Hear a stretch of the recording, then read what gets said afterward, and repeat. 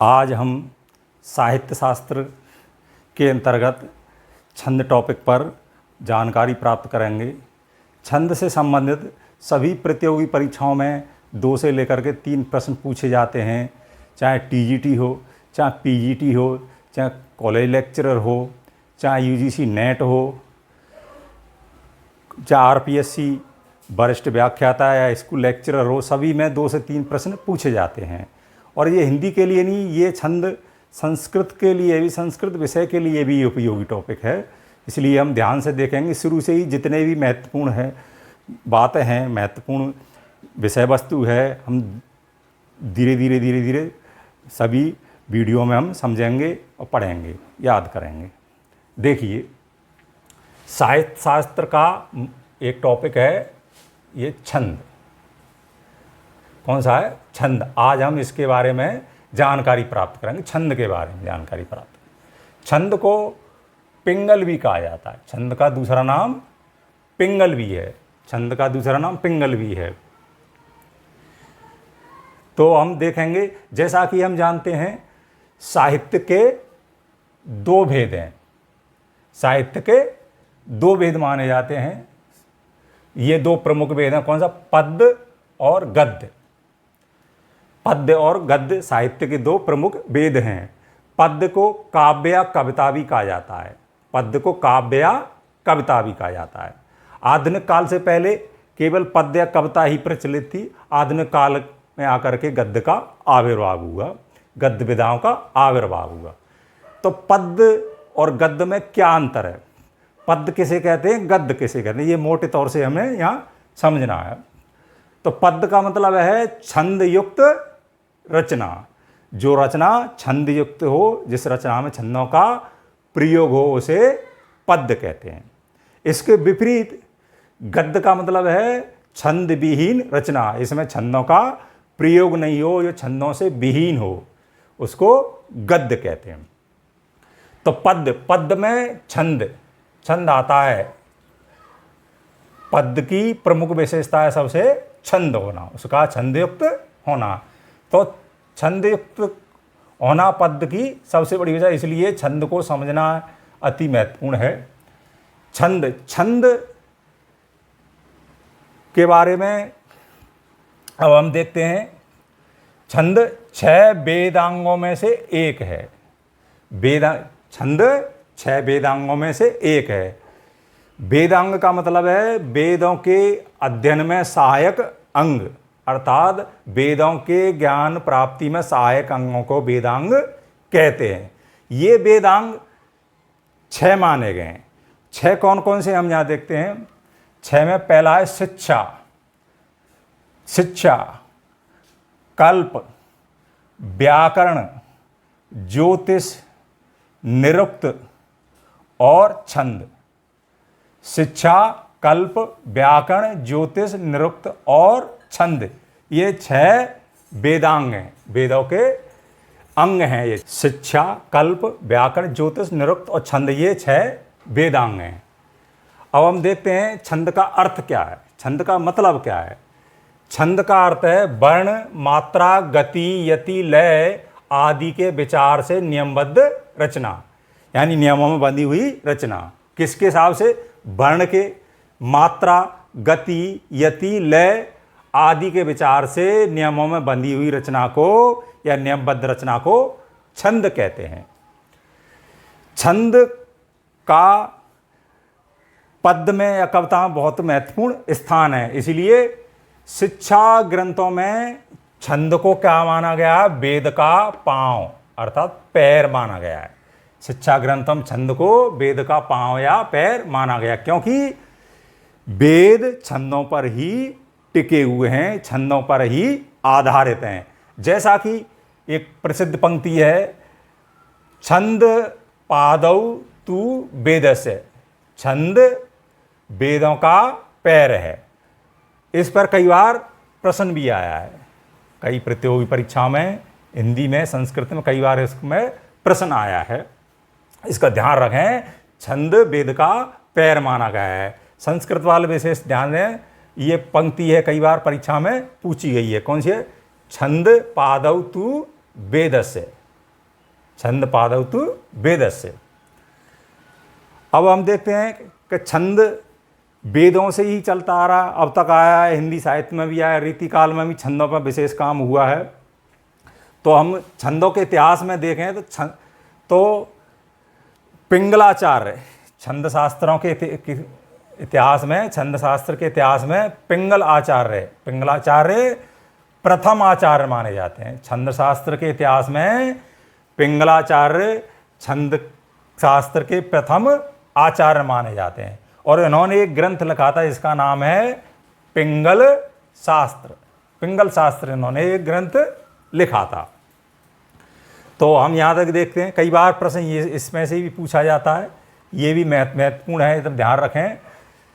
छंद शास्त्र के इतिहास में पिंगलाचार्य छंद शास्त्र के प्रथम आचार्य हैं और इनके द्वारा रचित ग्रंथ का नाम है पिंगल शास्त्र, ये ध्यान रखें। अब हम देखते हैं छंदों को समझने के लिए, छंदों की पहचान के लिए, छंदों के अध्ययन के लिए कुछ पारिभाषिक शब्द हैं, इनकी जानकारी बहुत ही आवश्यक है। उन पारिभाषिक शब्दों के बारे में हम जानकारी प्राप्त करें। ये पारिभाषिक जैसे शब्द हैं वर्ण, मात्रा, यति, गति, लय, तुक, चरण, लघु, गुरु आदि ये छंद के पारिभाषिक शब्द हैं, इनके बारे में हम जानकारी अपेक्षा है। अब हम देखते हैं, पहला है वर्ण। वर्ण किसे कहते हैं? वर्ण सभी जानते होंगे, व्याकरण में पढ़ा होगा, पर यहाँ थोड़ा इसका अर्थ छंद शास्त्र की इसी दृष्टि से हमने समझना है। जैसा कि देखें, संयुक्त व्यंजनों तथा ह्रस्व दीर्घ। कैसे? संयुक्त व्यंजनों तथा ह्रस्व दीर्घ। जैसे हा है ना, ये हा में ह्रस्व ऐसे लिखते हैं, इसमें ऐसे रा लगता है, हमें ऐसे रा लगता है, ये शब्द है ह्रस्व माने छोटी मात्रा, दीर्घ माने बड़ी मात्राओं से अनपेक्षित। मतलब ह्रस्व और दीर्घ मात्राओं का कोई भी मतलब नहीं है यहाँ, चाहे ह्रस्व छोटी मात्रा हो या बड़ी मात्रा हो, एक स्वर वाली ध्वनि को वर्ण कहा जाता है। छंद शास्त्र की दृष्टि से संयुक्त व्यंजनों तथा ह्रस्व दीर्घ मात्राओं से अनपेक्षित एक स्वर वाली ध्वनि को वर्ण कहते हैं। जैसे ता, ता, ती, कत, त्यों आदि कोई भी वर्ण आए, चाहे तो संयुक्त व्यंजन हो, चाहे ह्रस्व या दीर्घ मात्रा लगे हुए व्यंजन हो, सबको क्या माना जाएगा? सबको एक एक वर्ण माना जाएगा, केवल एक एक वर्ण माना जाएगा। यहाँ संयुक्त का और ह्रस्व दीर्घ मात्रा का कोई अंतर पड़ने वाला, कोई फर्क नहीं पड़ना, सबका केवल एक ही वर्ण माना जाएगा। अब हम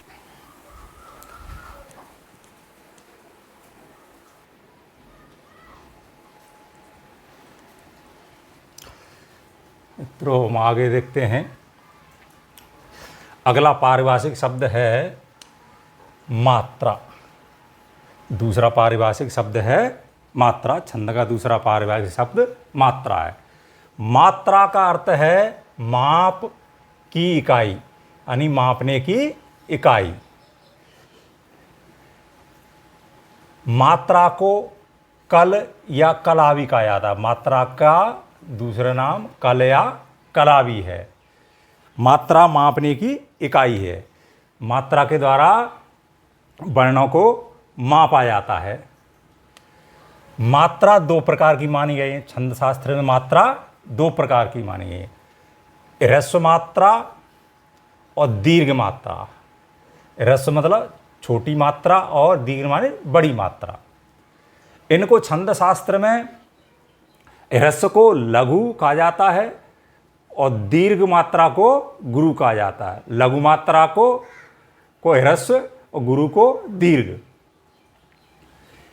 ह्रस्व या लघु की एक मात्रा गिनी जाती है, क्या? एक। दीर्घ या गुरु की दो मात्रा गिनी जाती हैं। मात्रा किस वर्ण की या किस वर्ण की या किस मात्रा की एक मात्रा गिनी जाएगी, किसकी दो गिनी जाएंगी, इस पर अलग से पढ़ने की ज़रूरत है हमें, उसमें टाइम लगेगा, बाद में बताएंगे उसको। तो मात्रा दो प्रकार की, ह्रस्व मात्रा और दीर्घ मात्रा। छंद शास्त्र में ह्रस्व को लघु और दीर्घ को गुरु कहा जाता है। लघु की एक मात्रा गिनी जाती है और गुरु की दो मात्रा गिनी जाती है। एक मात्रा को प्रदर्शित करने का चिन्ह कड़ी पाई एक डंडा है और दो मात्रा को प्रदर्शित करने का चिन्ह ये है, ऐस जैसा है। ये दो मात्रा एक मात्रा। अब अगला पारिभाषिक शब्द है पाद, पद या चरण। ये भी महत्वपूर्ण पारिभाषिक शब्द है। पाद, पद या चरण, वही पैर संबंधित पाद, पैद या चरण। छंद के चौथाई भाग को, जैसे देखा होगा कविता या छंद में पहले प्राचीन काल में 4 पंक्तियां मानी जाती थी। 4 पंक्तियों को कविता माना जाता, एक छंद माना जाता। आधुनिक काल में आकर के मुक्त छंद आया, इसलिए पंक्तियों की लंबाई चौड़ाई या फिर 4-6 इस तरीके से गणना, पंक्तियों की गणना अब समाप्त हो गई है। पहले पर छंद में क्या था, छंद का चौथाई भाग, मतलब छंद 4 पंक्तियों की मानी जाती थी, तो उस 4 पंक्तियों में से एक पंक्ति, छंद की एक पंक्ति अर्थात छंद के चौथाई भाग, या फिर यूँ कहते हैं छंद के निश्चित भाग को क्या कहा जाता है, पाद, पद या चरण। तो ये हम कह सकते हैं छंद के चौथाई या निश्चित भाग को पाद, पद या चरण कहते हैं। अर्थात छंद की पंक्ति क्या कहलाती है, पाद, पद या चरण कहलाती है। अब आगे देते हैं यति। ये सारे पारिभाषिक शब्द हमें छंद पढ़ने में, सुनने में और वहाँ आते हैं, तो इसलिए इनकी जानकारी बहुत ज़रूरी है। यति, यति का क्या मतलब है? यति का अर्थ है विराम या ठहराव। यति का अर्थ है विराम या ठहराव, अर्थात रुकना। मतलब छंद के उच्चारण में जब हम छंद का उच्चारण करते हैं तो वहाँ पर कुछ हम ठहरते हैं, रुकते हैं, तो उसको क्या कहते हैं, यति कहते हैं। अर्थात छंद के उच्चारण में विराम को यति कहते हैं। गति, गति क्या है? गति का अर्थ है प्रवाह। गति का अर्थ है प्रवाह। छंद के आधारभूत लय प्रवाह को या धारा प्रवाह को गति कहते हैं। चाहे छंद के आधारभूत लय प्रवाह को या धारा प्रवाह को गति कहते हैं। छंद को जब हम पढ़ते हैं तो वो कैसे आता है, लय प्रवाह या धारा प्रवाह से जब हम पढ़ते हैं तो वो उसे गति कहलाती है। लय, लय क्या है? अगला पारिभाषिक शब्द है लय। वर्ण, क्रम या छंद के पढ़ने की शैली को क्या कहते हैं, लय कहते हैं। छंद में वर्ण, क्रम या छंद के पढ़ने की शैली को, टेक्निक को लय कहते हैं। तुक कहते हैं ना, तुक लग रही है। तुक का मतलब है, मतलब प्रत्येक पाद, पद या चरण के अंत में, मतलब प्रत्येक पंक्ति की में, प्रत्येक लाइन में के अंत में समान स्वर व्यंजन की योजना को क्या कहते हैं, तुक कहते हैं। जैसे छंद में 4 लाइन है, 4 पंक्ति हैं और चारों के अंत में समान स्वर व्यंजन की योजना हो। जैसे पहली पंक्ति में जो स्वर में होगा, स्वर व्यंजन होगा, वही दूसरी में होगा, तीसरी में होगा, चौथी होगा, चारों में समान होगी, समान स्वर व्यंजन की योजना होगी, उसको क्या कहेंगे, तुक। गण, अब गण क्या है? अगला पारिभाषिक शब्द गण है। गण क्या है? गण का अर्थ है समूह या समुदाय। गण का मतलब है समूह या समुदाय। तो यहां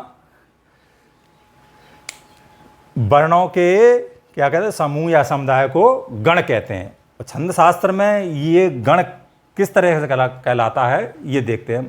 त्रिक, त्रिक माने 3, त्रिक माने तीन, तीन वर्णों के समुदाय का एकत्रीकरण, मतलब एक हो जाना, यानी तीन वर्णों का समुदाय का एक हो जाना, वो क्या कहलाता है? गण कहलाता है। जैसे अब हम यहीं देखते हैं, जैसे एक वर्ण ये है, एक वर्ण ये है, एक वर्ण ये है। अब तीन वर्णों को हम यहाँ संभाल लेंगे, 1 2 3 आधार, तो ये इसको क्या कहेंगे? गण। तीन वर्णों का एकत्रीकरण या तीन वर्णों का समूह। ऐसे ही इन तीन को ले लेंगे तो एक ये गण हो गया, इन तीनों को ले लेंगे एक ये गण हो गया, इन तीनों को ले लेंगे ये एक गण ये हो गया। कहने का मतलब गण है तीन वर्णों का समुदाय का एक हो जाना और एक रूप में मानना या एक रूप मान करके उसकी नियम समझना और उसकी रचना करना। अब हम आगे अगली क्लास में हम देखेंगे कि लघु क्या है, लघु की कौन कौन सी मात्राएं मानी जाती, किन किन मात्राओं को लघु माना जाता है, किन किन मात्राओं को गुरु माना जाता है, किन की एक मात्रा मानी जाती है, किन की दो मात्रा मानी जाती हैं। और गण, ये गण कितने हैं? 8 माने गए। कितने माने गए? 8। और वो 8 कौन से हैं, किस सूत्र के द्वारा हम उनको समझ सकते हैं, उनको याद कर सकते हैं, ये हम अगली कक्षा में देखेंगे। धन्यवाद।